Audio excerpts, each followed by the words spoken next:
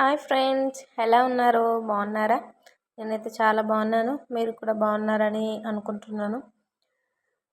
ఏం లేదు ఫ్రెండ్స్, సేమియా చేసేసుకుందాం సింపుల్గా. ఒక బౌల్ పెట్టుకుందాం. ముందు బౌల్ పెట్టుకున్న తర్వాతకి గీ వేసుకొని, గీ కొంచెం వేడయ్యాక చూడండి ఫ్రెండ్స్, గీ కొంచెం వేడయ్యాక దాంట్లో కొంచెం కాజు, కొంచెం బాదం, కొన్ని కిస్మిస్ వేసుకొని ఫ్రై చేసుకోవాలి ఫ్రెండ్స్. గీ తినని వాళ్ళు ఉంటారు ఫ్రెండ్స్, వాళ్ళు ఆయిల్ వేసి చేసుకోవచ్చు, ప్రాబ్లం ఏం లేదు. కాకపోతే గీతో చేసుకుంటే చాలా టేస్టీగా ఎమ్మీగా ఉంటుంది ఫ్రెండ్స్. చూసారు కదా ఫ్రెండ్స్, గోల్డ్ కలర్కి వస్తున్నాయి. గోల్డ్ కలర్కి వచ్చాక ఒక బౌల్లోకి సర్వ్ చేసుకుందాం.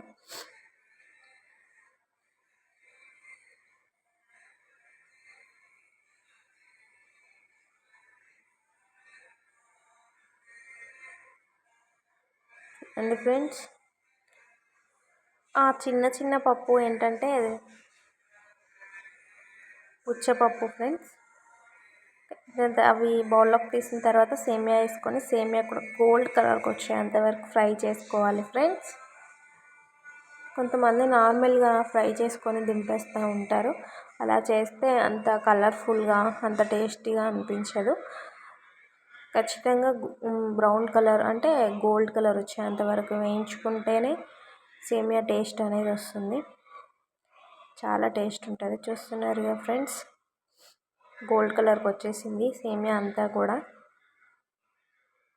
ఇప్పుడు దీంట్లో కొంచెం మనం కొబ్బరి పొడి వేసుకోవాలి ఫ్రెండ్స్. అది గోల్డ్ కలర్లోకి ఫ్రై అయిపోయిన తర్వాతకి స్టవ్ ఆఫ్ చేసిన తర్వాతకి వేసుకోండి ఫ్రెండ్స్, ఎందుకంటే మొత్తం మాడిపోతుంది. దాని తర్వాతకి పాలు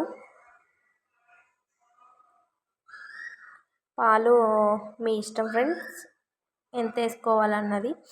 షుగర్ అయితే మీరు ఎంత స్వీట్ తినగలుగుతారో అంత స్వీట్ వేసుకోండి ఫ్రెండ్స్. మేమైతే లైట్ స్వీట్ తింటాం, సో నేను లైట్గా వేసుకున్నాను. 4 యాలక్కులు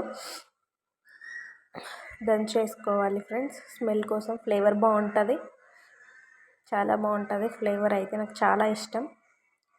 సో పాలలో ఒకసారి పొంగొచ్చాక సేమియా మనం ఫ్రై చేసి పెట్టుకున్నాం కదా, సేమియాని ఇందులో వేసేసుకోవాలి ఫ్రెండ్స్. చూస్తున్నారు కదా, అలా వేసుకున్న తర్వాతకి సేమియానంతా ఒకసారి కలపాలి ఫ్రెండ్స్. కలపకపోతే గడ్డలు గడ్డలుగా అలానే ఉండిపోతుంది. ఒకసారి అలా కలుపుకున్నాము అని అంటే సేమియా అంతా కూడా ఫ్రీగా ఉడుకుతుంది అన్నమాట. ఇప్పుడు మనం ముందుగా ఫ్రై చేసి పెట్టుకున్న కాజు అవి ఉన్నాయి కదా, డ్రై ఫ్రూట్స్, అవి వేసేసుకుందాం. అవి వేసుకొని ఒక 1 minute అలా ఉంచిన తర్వాతకి స్టవ్ ఆఫ్ చేసుకుంటే ఎమ్మి సేమియా రెడీ.